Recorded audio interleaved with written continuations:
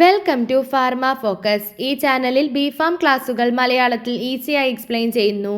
Syllabus based explanation ആണ്. ഇതുപോലത്തെ helpful കണ്ടന്റ്സിന് വേണ്ടി please to like and subscribe. ഇന്ന് നമ്മൾ ബിഫാം ഫസ്റ്റ് സെമസ്റ്റർ ഫാർമസ്യൂട്ടിക്സിലെ പ്രിസ്ക്രിപ്ഷൻ എന്ന ടോപ്പിക്കിൻ്റെ കണ്ടിന്യൂവേഷൻ ആണ് ഡിസ്കസ് ചെയ്യുന്നത്. ഓൾറെഡി നമ്മൾ പാർട്സ് ഓഫ് പ്രിസ്ക്രിപ്ഷനും ഹാൻഡ്ലിംഗ് ഓഫ് പ്രിസ്ക്രിപ്ഷനും കഴിഞ്ഞ ക്ലാസ്സിൽ ഡിസ്കസ് ചെയ്തതാണ്. അതിൻ്റെ വീഡിയോ നമ്മുടെ ചാനലിൽ അപ്ലോഡ് ചെയ്തിട്ടുണ്ട്. അതേപോലെ നോട്ട്സും ഡിസ്ക്രിപ്ഷൻ ബോക്സിൽ പിൻ ചെയ്തിട്ടുണ്ട്. ഇന്ന് നമ്മൾ നോക്കാൻ പോകുന്നത് modern method of prescribing and errors in prescription ആണ്.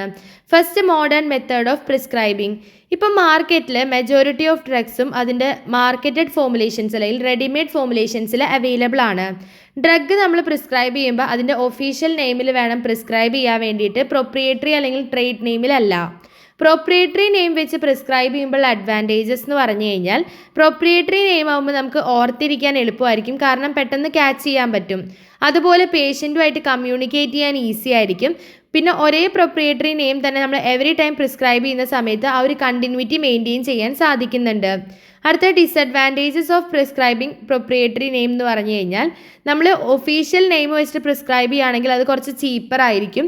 അതുപോലെ തന്നെ എക്സാക്റ്റ് പ്രൊപ്രിയേറ്ററി ബ്രാൻഡ് നമുക്ക് സ്റ്റോക്കിൽ അവൈലബിൾ അല്ലെങ്കിൽ അതിൻ്റെ സബ്സ്റ്റിറ്റ്യൂട്ടായിട്ട് ഏത് ഡിസ്പെൻസ് ചെയ്യണം എന്ന് ഫാർമസിസ്റ്റിന് ചെറിയ കൺഫ്യൂഷൻ ഉണ്ടാവാനുള്ള ചാൻസ് ഉണ്ട്. ഓക്കെ, അതാണ് മോഡേൺ മെത്തേഡ്സ് ഓഫ് പ്രിസ്ക്രൈബിംഗ്. നമ്മളൊരു പ്രിസ്ക്രിപ്ഷൻ ഡിസ്പെൻസ് ചെയ്യുന്ന സമയത്ത് എന്തൊക്കെ കാര്യങ്ങളാണ് ശ്രദ്ധിക്കേണ്ടതെന്ന് നോക്കാം. ഒന്ന്, നമ്മൾ എപ്പോഴും പ്രിസ്ക്രിപ്ഷൻ നമ്മുടെ മുമ്പിലോ അതല്ലെങ്കിൽ നമ്മൾ മെഡിസിൻസ് എടുക്കുന്ന സമയത്ത് നമ്മുടെ കൂടെയോ വെക്കണം. ഇതെന്ത് ചെയ്യും, മിസ്റ്റേക്സ് അവോയ്ഡ് ചെയ്യാൻ വേണ്ടിയിട്ട് പേര്, അതുപോലെ മെഡിസിൻസിൻ്റെ പേരും സ്ട്രെങ്ത് എത്രയാണ് വേണ്ടത്, എത്ര ക്വാണ്ടിറ്റി എടുക്കണം എന്നൊക്കെയുള്ളത് തെറ്റാതിരിക്കാൻ വേണ്ടിയിട്ട് ഇത് ഹെൽപ്പ് ചെയ്യുന്നുണ്ട്. അതേപോലെ ഡിസ്പെൻസിങ് ബാലൻസ് നമ്മൾ എപ്പോഴും വെയിറ്റ് എടുക്കുന്നതിൻ്റെ മുമ്പ് ജസ്റ്റ് ഒന്ന് ചെക്ക് ചെയ്യാം. അതുപോലെ സ്റ്റോക്ക് പ്രിപ്പറേഷൻസ് ആയാലും ഡ്രഗ്സ് ഒക്കെ ആണെങ്കിലും നമ്മൾ ഒരു സ്ഥലത്ത് നിന്ന് എടുത്തിട്ടുണ്ടെങ്കിൽ ആ ഒരു കറക്റ്റ് പൊസിഷനിൽ തന്നെ അതിനെ റീപ്ലേസ് ചെയ്യുക ആഫ്റ്റർ യൂസ്. അതുപോലെ സോളിഡ് ഇൻഗ്രീഡിയൻസിനെ വെയിറ്റ് എടുക്കുന്ന സമയത്ത് ലേബല് അപ്പർ പൊസിഷനിൽ തന്നെ എന്ത് ചെയ്യണം, പ്ലേസ് ചെയ്യണം. നമുക്കൊരു റിമൈൻഡ് ചെയ്യാൻ വേണ്ടിയിട്ടാണ് ഇത്ര ക്വാണ്ടിറ്റി എടുക്കണം, ഇതാണ് ഇൻഗ്രീഡിയൻ്റ് എന്നൊക്കെ റിമൈൻഡ് ചെയ്യാൻ വേണ്ടിയിട്ടാണ് ലേബൽ നമ്മൾ എന്ത് ചെയ്യുക, അപ്പർ പൊസിഷനിൽ പ്ലേസ് ചെയ്യുന്നത്. അതുപോലെ തന്നെ ലിക്വിഡ് ഇൻഗ്രീഡിയൻസ് പോർ ചെയ്യുന്ന സമയത്തും ഈ ഒരു ലേബൽ അപ്വേർഡായിട്ട് തന്നെ പ്ലേസ് ചെയ്യണം. ആ ഒരു ലേബലിലൂടെ ഈ ഒരു ലിക്വിഡ് പ്രിപ്പറേഷൻ പോയിട്ട് സ്റ്റെയിൻ വരാതിരിക്കാൻ വേണ്ടിയിട്ടാണ്. അതുപോലെ നമ്മുടെ ഡിസ്പെൻസിങ് ബാലൻസ് എപ്പോഴും എന്തായിരിക്കണം, വെയിങ് ബാലൻസ് എപ്പോഴും ക്ലീൻ ആണെന്ന് ഉറപ്പുവരുത്തണം. പൗഡറാണ് നമ്മൾ എടുക്കുന്നതെങ്കിൽ അത് നമ്മുടെ കണ്ടെയ്നറിന് ഒരു ക്ലീൻ സ്പാച്ചിൽ ഉപയോഗിച്ചിട്ട് വേണം ട്രാൻസ്ഫർ ചെയ്യാൻ വേണ്ടിയിട്ട്. പിന്നെ സ്കെയിൽ പാൻ എന്ന് പറഞ്ഞു കഴിഞ്ഞാൽ നമ്മൾ യൂസ് ചെയ്തതിൻ്റെ ഇമ്മീഡിയറ്റ്ലി അതിനെ ക്ലീൻ ചെയ്യണം. പിന്നെ എക്സ്റ്റേണലി യൂസ് ചെയ്യുന്ന മെഡിസിൻസ് ആണെങ്കിൽ, ലോഷൻ, പെയിൻസ് ഒക്കെ ആണെങ്കിൽ അത് വെർട്ടിക്കലി ഫ്ലൂട്ടഡ് അല്ലെങ്കിൽ റിപ്ഡ് ബോട്ടിൽസിൽ വേണം നമ്മൾ അതിനെ സപ്ലൈ ചെയ്യാൻ വേണ്ടിയിട്ട്. അതുപോലെ തന്നെ മെഡിസിൻ പേഷ്യൻറ്റിന് കൈമാറുന്നതിന് മുൻപ് ജസ്റ്റ് ഒന്നും കൂടി ചെക്ക് ചെയ്യണം, കറക്റ്റ് പ്രിപ്പറേഷൻ തന്നെയാണോ, കറക്റ്റ് സ്ട്രെങ്ത്തിലാണോ കൊടുത്തിരിക്കുന്നത്. അതുപോലെ പ്രിസ്ക്രിപ്ഷൻ തിരിച്ചു കൊടുക്കണം, അതിൽ അബ്രിവിയേഷൻ, അതുപോലെ name of drug, strength of preparation, dosage form of drug, dose instruction for patient, incompatibilities, ഇതൊക്കെ ഒന്നും കൂടി എന്ത് ചെയ്യണം, ചെക്ക് ചെയ്യണം. അപ്പോൾ ഇത്രയാണ് care required in dispensing prescription. അടുത്തത് നമ്മൾ നോക്കാൻ പോകുന്നത് common sources of errors in prescription.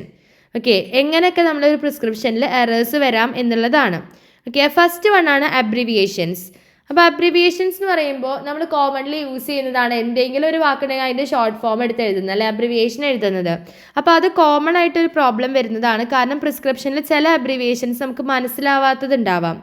അപ്പോൾ നമുക്ക് തെറ്റായ മരുന്ന് എടുത്ത് കൊടുക്കാനുള്ളൊരു ടെൻഡൻസി ഉണ്ടാവും. അങ്ങനെ ചെയ്യരുത്. എക്സ്ട്രീം കെയർ എന്ത് ചെയ്യണം, നമ്മൾ ഫാർമസിസ്റ്റ് എടുക്കണം. ഒരു അബ്രിവിയേഷൻ ഇൻ്റർപ്രിറ്റ് ചെയ്യുന്ന സമയത്ത് ഗസ് ചെയ്യരുത്, അത് ഇന്നതായിരിക്കും എന്ന് നമ്മൾ ഗസ് ചെയ്യരുത്. എന്തെങ്കിലും ഡൗട്ട് ഉണ്ടെങ്കിൽ പ്രിസ്ക്രൈബറിനെ വിളിച്ച് ചോദിക്കണം. അടുത്തത് നെയിം ഓഫ് ഡ്രഗ്സിൻ്റെ കാര്യത്തിൽ ചിലപ്പോൾ എറർ വരാനുള്ള ചാൻസ് ഉണ്ട്. അതായത് ഒരേപോലെ തോന്നാവുന്ന പേരോ അല്ലെങ്കിൽ ഒരേപോലെ സൗണ്ട് ഒരേപോലെ വരാവുന്ന തരത്തിലുള്ള ഡ്രഗ്സ് ഉണ്ട്, അത് തമ്മിൽ മാറിപ്പോവരുത്. ഇപ്പോൾ ഡിജോക്സിൻ. അപ്പോൾ ചിലപ്പോൾ നമ്മൾ ഡിജിറ്റോക്സിൻ എന്നാവും എഴുതിയിട്ടുണ്ടാവുക, പെട്ടെന്ന് ധൃതിയിൽ നമ്മൾ ഡിജോക്സിൻ എന്ന് വായിച്ചിട്ട് ആ മരുന്ന് എടുത്ത് കൊടുക്കാനുള്ള ചാൻസ് ഉണ്ട്. അങ്ങനെ എറർ വരാനുള്ള ചാൻസ് ഉണ്ട്. അടുത്തത് സ്ട്രെങ്ത് ഓഫ് പ്രിപ്പറേഷൻ ആണ്. സ്ട്രെങ്ത് ഓഫ് പ്രിപ്പറേഷൻ പ്രോപ്പറായിട്ട് പ്രിസ്ക്രൈബർ അതിൽ എഴുതിയിരിക്കണം. Okay, various strength of products ഒരു മാർക്കറ്റിൽ അവൈലബിൾ ആണെങ്കിൽ നമ്മൾ പ്രോപ്പറായിട്ട് എൻ്റെ സ്ട്രെങ്ത് മെൻഷൻ ചെയ്തിരിക്കണം. ഇപ്പോൾ എക്സാമ്പിൾ പറയുകയാണെങ്കിൽ ഇപ്പോൾ തൈറോയിഡിൻ്റെ ടാബ്ലറ്റ് ആണെന്നുണ്ടെങ്കിൽ അതിൽ പ്രോപ്പറായിട്ട് പറയണം ഇത്രയാണ്, അപ്പോൾ 25 mcgൻ്റെ ആണോ, ഏതാണ് വേണ്ടത് എന്നുള്ളത് പ്രോപ്പറായിട്ട് എന്ത് ചെയ്തിരിക്കണം, മെൻഷൻ ചെയ്തിരിക്കണം. അടുത്തത് dosage form of drug prescribed.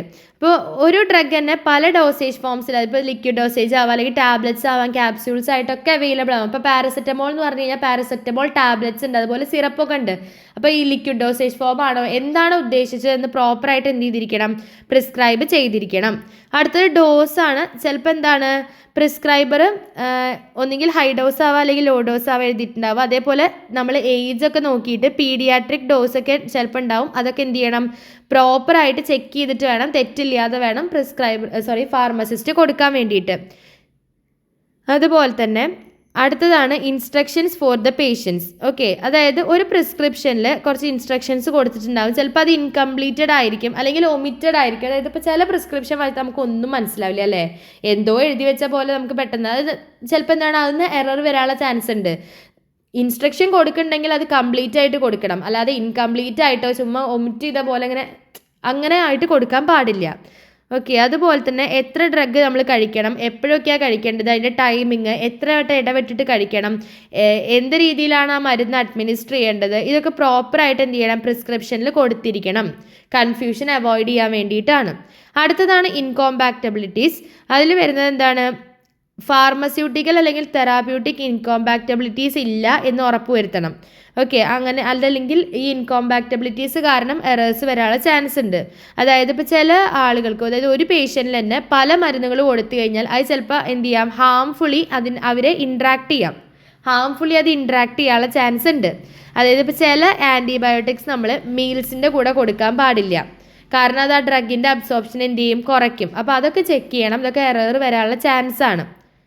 Okay, അപ്പോൾ ഇത്രയാണ് നമുക്ക് ഇന്നത്തെ ക്ലാസ്സിൽ നോക്കാനുള്ളത്. ചെറിയൊരു ടോപ്പിക്കായിരുന്നു. മോഡേൺ മെത്തേഡ്സ് ഓഫ് പ്രിസ്ക്രൈബിങ് നോക്കി, അതേപോലെ ഒരു പ്രിസ്ക്രിപ്ഷൻ ഡിസ്പെൻസ് ചെയ്യുമ്പോൾ നമ്മൾ എന്തൊക്കെ കാര്യങ്ങൾ ശ്രദ്ധിക്കണം അത് നോക്കി, അതേപോലെ common sources of errors in prescription, അതിൽ തന്നെ abbreviations, name of the drug, strength of preparation, dosage form of drug prescribed, dose, instructions for patients, incompatibilities, ഇത്രയും കാര്യങ്ങളാണ് നമ്മൾ ഇന്നത്തെ ക്ലാസ്സിൽ നോക്കിയത്. അപ്പോൾ ക്ലാസ് യൂസ്ഫുൾ ആയിട്ട് തോന്നിയിട്ടുണ്ടെങ്കിൽ ലൈക്ക് ചെയ്ത്, ഷെയർ ചെയ്ത്, സബ്സ്ക്രൈബ് ചെയ്ത് സപ്പോർട്ട് ചെയ്യുക. അപ്പോൾ നമുക്ക് അടുത്ത ക്ലാസ്സിൽ അടുത്ത ടോപ്പിക്കായിട്ട് വരാം. ഈ ഒരു ക്ലാസ്സിൻ്റെ നോട്ട്സ് ഡിസ്ക്രിപ്ഷൻ ബോക്സിൽ പിൻ ചെയ്ത് വെക്കുന്നുണ്ട്, അപ്പോൾ വേണ്ടവർ ജസ്റ്റ് അവിടെ പോയി ചെക്ക് ചെയ്താൽ മതി.